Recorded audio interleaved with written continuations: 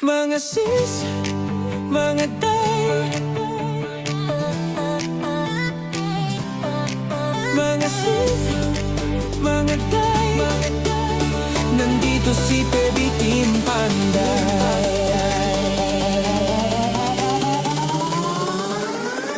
Kay Baby Team Panday, ang pabahay nakasalalay, may buhok na nakalugay, matang mapungay, minsan nakakatunaw. Pag nakadress ay grabe, puso namin napapawaw. Mga sis, mga day, si Eder, Baby Team Panday. Sa trabaho di pa patay-patay, mahalagang hanap buhay. Mga sis, mga day, si Baby Team Panday talagang idolo. Pag siyang gumawa at trumabaho, kahit minsan pagod, okay lang may smile sa dulo. Mabilis kumilos, di pa dalos-dalos, di pwedeng sukat ay kapos, kundi lagot kay pugong niyang boss. Palaban din sa kalokohan, pag hinamon agad susunggaban, alang-alang sa pamilya at mapasaya ang masa. Mga sis, mga day, si Eder, Baby Team Panday. Sa trabaho di pa patay-patay, mahalagang hanap buhay.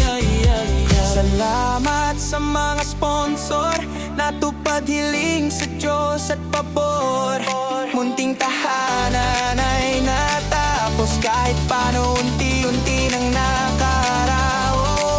Mga sis, mga day, ilugay ang buhok, sabay-sabay nang matuwa si Pugong Biyahero, at sa Baby Team kayo ay panaro. Mga sis, mga day, ilugay ang buhok, sabay-sabay nang matuwa si Pugong Biyahero, at sa Baby Team kayo ay panalo.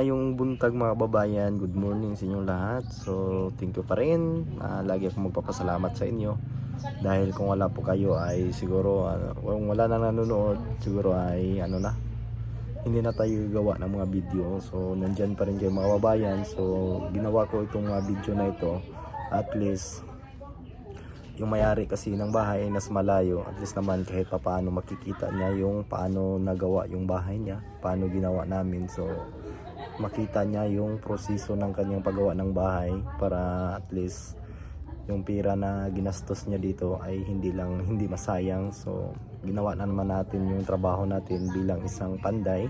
So ginawa natin ng maayos yung bahay ng may-ari dito, para maganda naman po yung kalalabasan ng kanyang bahay. So ngayon mga babayan, papakita ko din sa inyo. At kanina nagliha po ako. So malinis na po doon sa may tiris, pinalinisan ko na, at yung ibang mga gamit ay nandito na din. So yung mga gagamitin doon sa ceiling ng tiris ay dito ko na pinalagay, at mamaya papalinisan ko po doon sa loob, kasi araw po ngayon ng Sabado, para malinis po bago kami umuwi. Dapat malinis po yung bahay bago natin iiwan. Ganyan talaga yung namin, basta araw ng Sabado kailangan malinis pag iniwan namin yung bahay na ginawa namin. So ngayon magpapatuloy doon si Uncle Alex din sa pag-i-skim coat ng pader.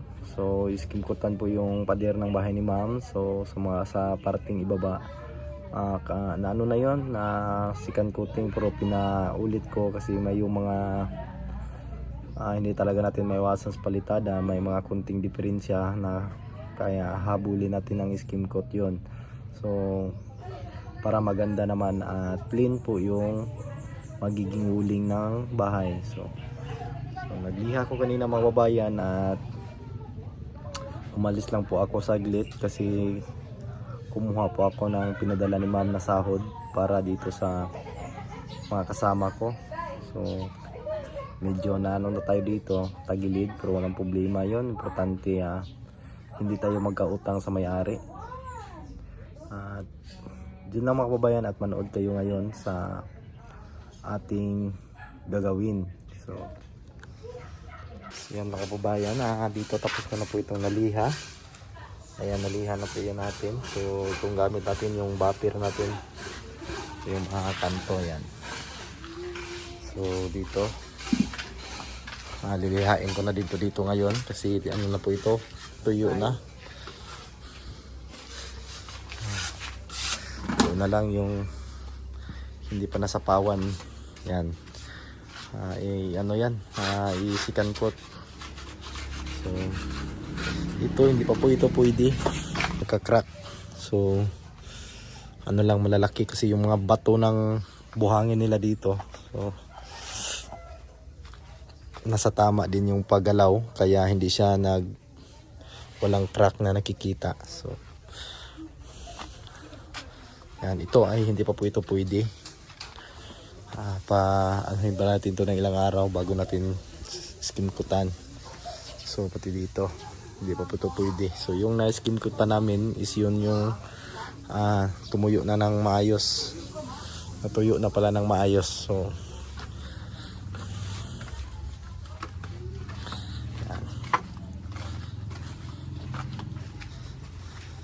dito napakalinis na. Pinakuha na natin yung mga nakatambak dito na kasi tatayasan natin to sa pagbalik. So, malawak din mga kababayan yung tiris na nalinisan na yan o. So dito tayo maglalagay ng entrance dito sa dito na side. So, yan. Doon bali sarado po yung railings po yung gagamitin natin doon at mga 1x3. So yan, at palinisan natin ito ngayon dito. Pakuha natin itong mga pintura, itong mga gamit natin. Ayan, palinisan natin ito ngayon dito para maging maayos na dito sa loob, para malinis na din. So yan, malinis naman dito. Ito, nandito yung rinsod. So yan po yung rinsod mga kababayan. Yan. So yung bintana, kulang na lang dyan yung natin, yung sliding window. So ginawa pa. Yan. Puti na po yung bahay ni mama at dito na retas na rin to yung mga nadumihan. So yan, malinis na. So yung katre pinagitna lang namin. So yan, kulang pa dito ng outlet, hindi pa nalagay. So ayan, puting-puti na po siya. At ano na lang kulang dito, yung sahig, imamap to para talagang malinis na malinis. Para yung mga alikabok ay mawala talaga. So yan, CR. So yung flooring, ayan, nadumihan naman kasi may ginagamit na po ito na function. So dumi yung paa na nakapasok siguro dito. Ayan, pakalakas ng pressure ng tubig nila. Ito po yung sa bidik. Sabi yung tubig, napakalakas.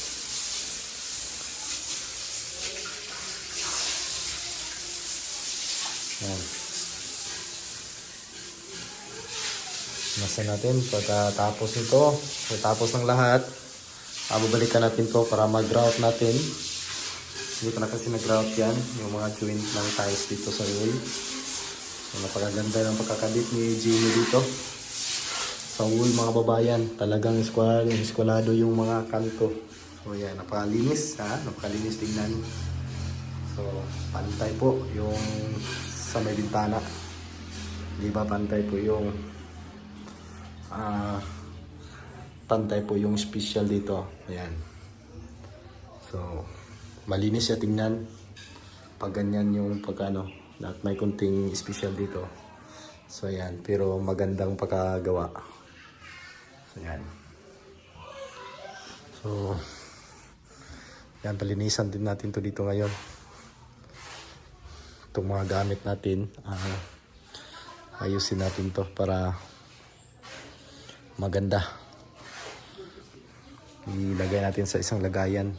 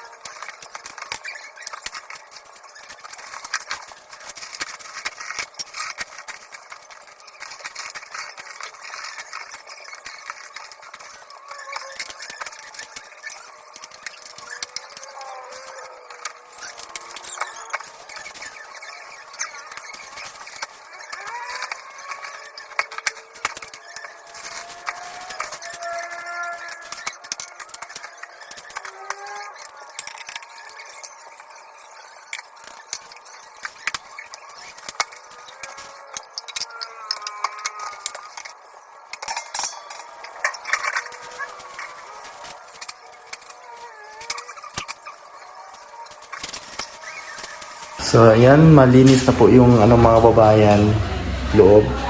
So tapos na natin nalinisan at nalipat ko na yung mga gamit doon sa bang house namin. So ayan, malinis na. At dito sa may CR, so bakit ito ay hindi po nakasintro? Baka may nag-iisip na bakit daw yung salamin ay hindi nakasintro sa lababo. So ayan. So bakit hindi siya napagitna? So hindi siya napagitna dahil may outlet dito. Kung iusog natin siya dito, so matatabunan po itong outlet at hindi na po pwede natin itong itaas kasi bintana na po ito dito. So ganyan talaga yung magiging forma niya. Wala namang problema kung hindi po siya nakasintro dito kasi pag nagpunta ka dito sa may lababo, so ayan, sa may laboratory, so makikita naman yung mukha mo. Pwede kang hindi naman siguro didikit ka dito pag pumunta ka dito. So ayan. So hindi talaga siya masintro kasi may outlet. So pag itaas naman natin dito hanggang dito, so ano na siya dito. Aabot na po siya dito yung salamin. So ayan, tingnan nyo, may outlet dyan. Kaya dyan yan nakalagay. So party naman dito sa mga nagko-comment doon na ito talaga ay para daw doon sa doon talaga daw nila nakikita. Ito wala pong problema kahit saan po ito ilagay. Pero sabihin ko sa inyo, kasi ito po ay may partition po ito. May glass po ito dito. So pwede din siya dito may lagay kasi pag naliligo dito yung may-ari o kasi siya lang yung dito titira minsan o pwede din ilagayan ng sabon dito. Pero sa palagay ko hindi po ito yung soap holder talaga. So yan. Kasi kung sabon ang ilalagay dito, halos mahuhulog nga yung isang sabon ditong malaki. Hindi magkasya. Ang liit. So yan. So may partition po ito dito na glass. So yun po yung plano ng may-ari. So kaya dyan ko po nilagayan.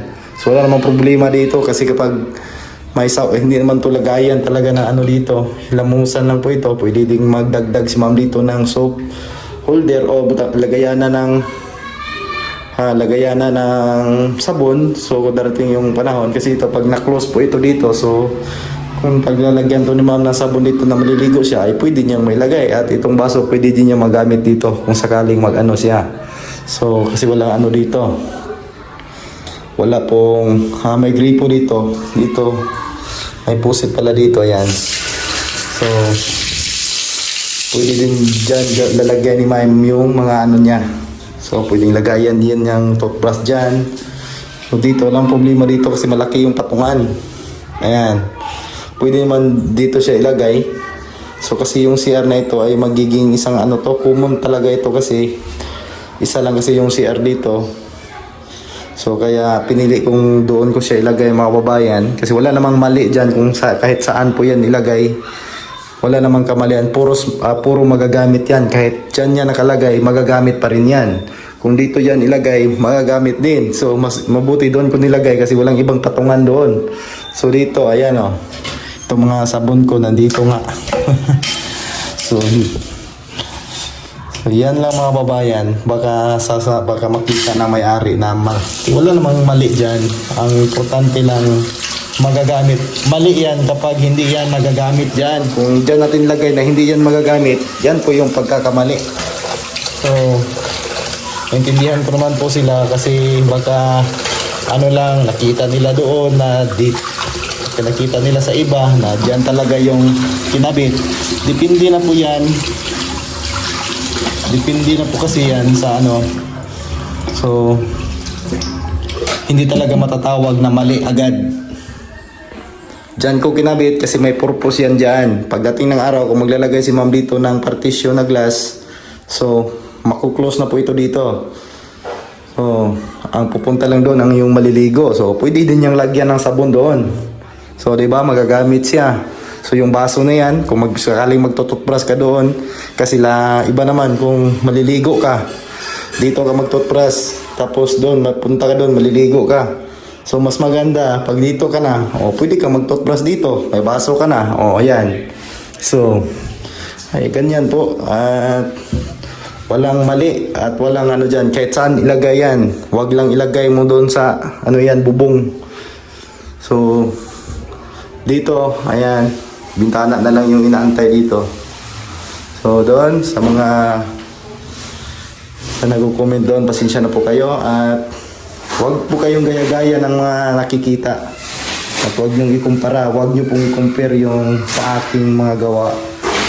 Huwag po niyong ikumpara kung baga nakita niyo lang sa iba na dyan kinabit. So sasabihin niyo na po na may mali po yung ano. Kahit saan yan ilagay, pwedeng ilagay yan. Huwag lang sa bubong ng bahay. Huwag lang sa itaas ng bahay. So pinili ko talagang ilagay yan dyan. Kasi may purpose yan. Dating ng panahon dito, pag may budget na yung may-ari, kasi yun yung plano. Lagyan po niya ito ng division na glass. So, okay na po yan dyan. May patungan na siya.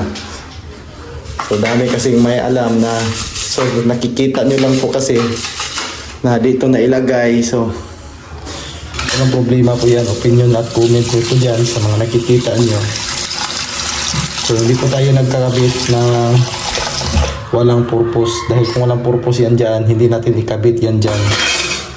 So yun lang. At pasensya na po kayo.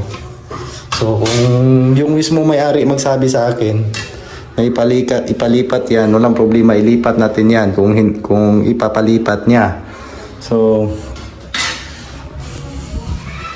pero sa mga comment lang dyan, so hindi ako maniniwala sa inyo kasi hindi po kayo yung may-ari ng bahay. Pag once na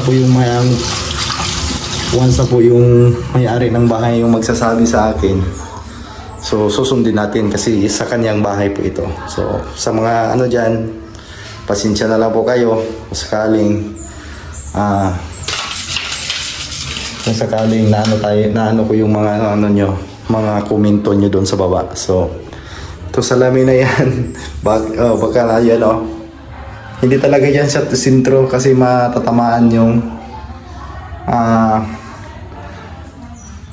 anong tawag dyan, yung outlet kasi nilagyan pa ng outlet dyan. So matatamaan siya.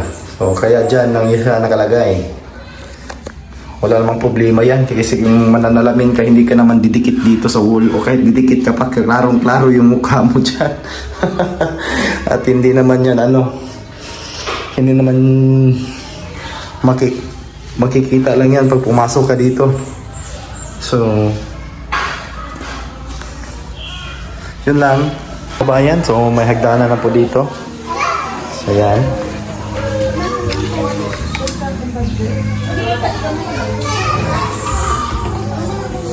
So, dito na lang talaga yung gagawin.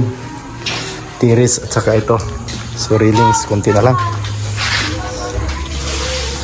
Ito si Uncle Alex.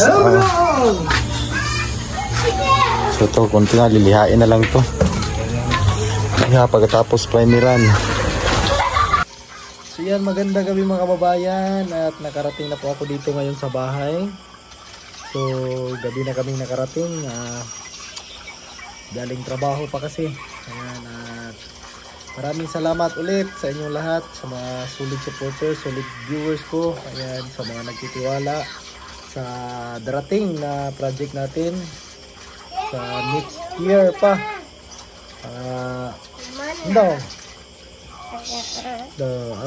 How da mo sulat sa kong John Reed. Ay, asa man dapat imong sulat? So, ayan. Kita ko lang po ito mga babayan ng sinulat ni John Reed. So, ayan. Marunong na po siya magsulat sa kanyang pangalan. Basta may tawag na? Trace. Ayan. So, kabalo naman siya pero hiwi-hiwi pa yung agi niya. So, yun lang. At amping mo mga kababayan. God bless po sa inyong lahat. So, maraming salamat talaga sa pamilya ni Ma'am.